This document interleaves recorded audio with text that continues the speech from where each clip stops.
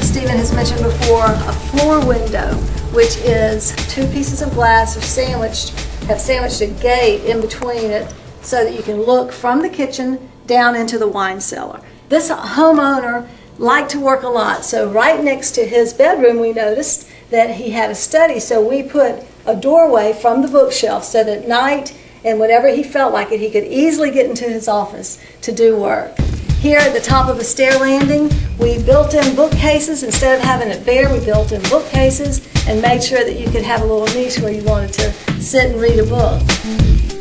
Here we had a staircase. This staircase went up 3 stories, beautiful, wound up and down the stories. And we put a banquette under the staircase, and it's 31 feet, so that you could have a bistro effect.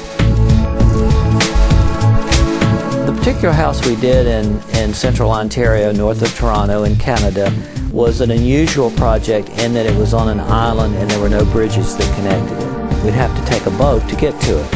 Well, that was fine and for most of the year, but then they began to tell us that it was necessary that we wait until the lake froze. So the subsequent site visit, we went up to the dock on the land side and got onto snowmobiles, traveled across to the island and did our site visit like that.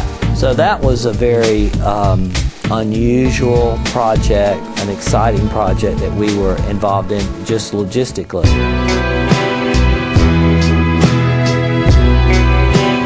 This home had a beautiful wide foyer.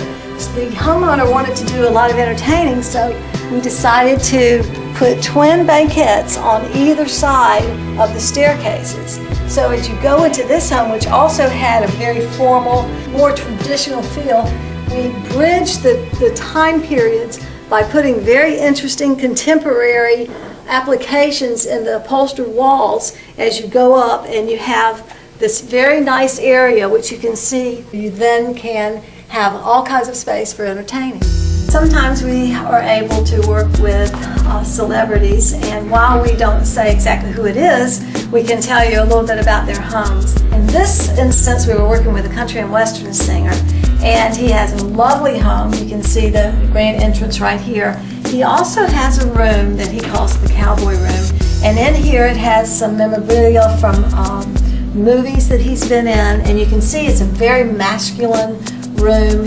He's got wood on the walls, the leather sofa, and then some cowboy hats that he had in a couple of the scenes of the movies he was in.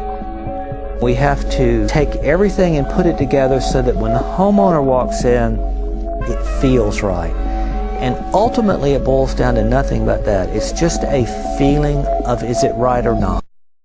The client, if you like it on the table, in other words, the presentation table, then you're going to like it in your house.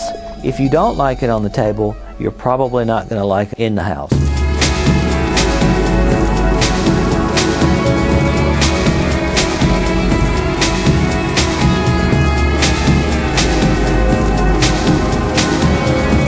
Interior designers like to document their work so that they can show it to potential clients.